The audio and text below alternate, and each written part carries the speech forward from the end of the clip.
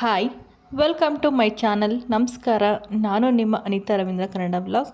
ಇವತ್ತೊಂದೊಳ್ಳೆ ಪಡವಲಕಾಯಿ ಪಲ್ಯ ಮಾಡೋದು ಹೇಗೆ ಅಂತ ನೋಡೋಣ. ಬೇಕಾಗಿರೋ ಸಾಮಗ್ರಿಗಳು: ಉದ್ದಿನಬೇಳೆ, ಕಡಲೆಬೇಳೆ, ಕರಿಬೇವು, ಮೆಣಸಿನ್ಕಾಯಿ, ಕೊತ್ತಂಬರಿ ಸೊಪ್ಪು, ಪಡವಲಕಾಯಿ, ಈರುಳ್ಳಿ, ಎಣ್ಣೆ, ಸಾಸಿವೆ, ಉಪ್ಪು, ತುರಿದಿಟ್ಕೊಂಡಿರೋ ತೆಂಗಿನಕಾಯಿ ಮತ್ತು ಒಂದು ಕಾಲು ಟೀ ಸ್ಪೂನ್ ಅರಿಶಿನ ತೊಗೊಂಡಿದ್ದೀನಿ. ಇವಾಗ ಮಾಡೋದು ಹೇಗೆ ಅಂತ ನೋಡೋಣ. ಗ್ಯಾಸ್ ಅಂಟಿಸ್ಕೊಂಡ್ಮೇಲೆ ಇವಾಗ ಒಂದು ಪ್ಯಾನ್ ಇಡ್ತಾಯಿದ್ದೀನಿ. ಪ್ಯಾನ್ ಹೀಟ್ ಆದಮೇಲೆ ಎಣ್ಣೆ ಹಾಕೊಳ್ಳೋಣ. ಎಣ್ಣೆ ಒಂದು 4 ಸ್ಪೂನ್ ಸಾಕು. ನಾನು ಕಣ್ಣಳ್ತಲ್ಲಿ ಹಾಗೆ ಹಾಕ್ಕೊಳ್ತಾ ಇದ್ದೀನಿ. ಇವಾಗ ಉದ್ದಿನಬೇಳೆ, ಕಡಲೆಬೇಳೆ ಹಾಕಿದ್ದೀನಿ. ಬೇಕಾದ್ರೆ ಫಸ್ಟೇ ಸಾಸಿವೆನೂ ಹಾಕ್ಕೊಳ್ಬೋದು, ಬಟ್ ಈ ಥರ ಹಾಕಿದ್ರೂ ಏನೂ ಪ್ರಾಬ್ಲಮ್ ಇಲ್ಲ. ಇವಾಗ ಸಾಸಿವೆ, ಉದ್ದಿನಬೇಳೆ, ಕಡಲೆಬೇಳೆ ಎಲ್ಲ ಸಾಸಿವೆ ಸಿಡಿದ್ಮೇಲೆ ಅದು ಉದ್ದಿನಬೇಳೆ, ಕಡಲೆಬೇಳೆ ಕೆಂಪಗಾದ್ಮೇಲೆ ಇವಾಗ ಮೆಣಸಿನ್ಕಾಯಿ ಹಾಕ್ತಾಯಿದ್ದೀನಿ ನಾನು. ಇವಾಗ ಕರಿಬೇವು ಹಾಕ್ತಾಯಿದ್ದೀನಿ. ಇದನ್ನು ಹಾಕಿ ಸ್ವಲ್ಪ ಫ್ರೈ ಮಾಡ್ಕೊಳ್ಳೋಣ ಲೈಟಾಗಿ.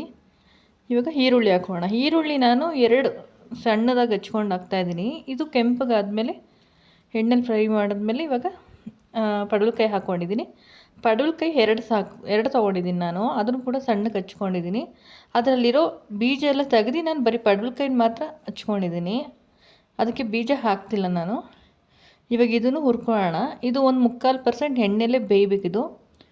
ಎಣ್ಣೆಲೇ ಫ್ರೈ ಮಾಡಿದಷ್ಟು ಇನ್ನೂ ಬೇಗ ಬೇಯುತ್ತೆ, ಚೆನ್ನಾಗಿರುತ್ತೆ.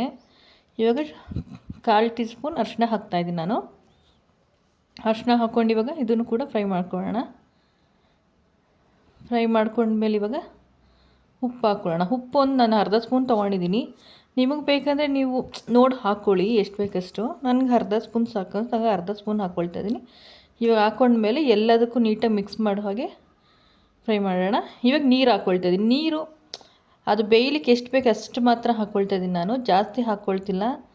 ಪಲ್ಯಕ್ಕೆ ಎಷ್ಟು ಬೇಕು ಅಷ್ಟು ಮಾತ್ರ ಹಾಕ್ಕೊಳ್ತಾ ಇದ್ದೀನಿ. ಜಾಸ್ತಿ ಹಾಕ್ಕೊಂಡು ಅದು ಗೊಜ್ಜು ಹಾಕ್ಬಿಡುತ್ತೆ. ಅದಕ್ಕೋಸ್ಕರ ಒಂದು ಅರ್ಧ ಗ್ಲಾಸ್ ಸಾಕು, ಜಾಸ್ತಿ ಬೇಡ. ಅದು ಕಾಲು ಭಾಗ ಬೇಕು, ಎಷ್ಟು ಬೇಕು ಮಾತ್ರ ಅಷ್ಟು ಹಾಕ್ಕೊಳ್ಳೋಣ. ಇವಾಗ ಲಿಡ್ ಮುಚ್ತಾ ಇದ್ದೀನಿ ನಾನು. ಇವಾಗ ಆ ಲಿಡ್ ಮುಚ್ಚಿದ ಮೇಲೆ ಒಂದು ಕಾಲು ಭಾಗ ಅದರಲ್ಲೇ ಬೇಯಿಸ್ಕೊಳ್ಳೋಣ. ನೋಡಿ ಇವಾಗ ತೆಗ್ದಿದ್ದೀನಿ. ನೋಡಿ ನೀರು ಹಾಕಿರೋ ಸ್ವಲ್ಪ ಕಮ್ಮಿ ಆಗಿದೆ. ಆ ನೀರೆಲ್ಲ ಫುಲ್ ಡ್ರೈ ಆಗಬೇಕು. ಅಲ್ಲಿಗಂಟ ಪಡವಲಕಾಯಿ ಬೇಯಿಸ್ಕೊಳ್ಳೋಣ. ಇವಾಗ ನಾನು ತೆಂಗಿನ ತುರಿ ಹಾಕಿದ್ದೀನಿ, ಕೊತ್ತಂಬರಿ ಸೊಪ್ಪು, ತೆಂಗಿನ ತುರಿ ಹಾಕಿದ್ದೀನಿ. ಅದು ಸ್ವಲ್ಪ ಸ್ಕಿಪ್ ಆಗಿದೆ. ನೋಡಿ ಈ ಥರ ಡ್ರೈ ಆಗಬೇಕು. ಈ ಥರ ಡ್ರೈ ಆದರೆ ಪಲ್ಯ ರೆಡಿ ಆಯಿತು ಅಂತ. ನೋಡಿ ಹೇಗಿದೆ, ಒಂದು ಸರಿ ನೀವು ಮಾಡಿ ಹೇಗಿದೆ ಅಂತ ಕಮೆಂಟ್, ಲೈಕ್, ಸಬ್ಸ್ಕ್ರೈಬ್, ಶೇರ್ ಮಾಡಿ. Thank you.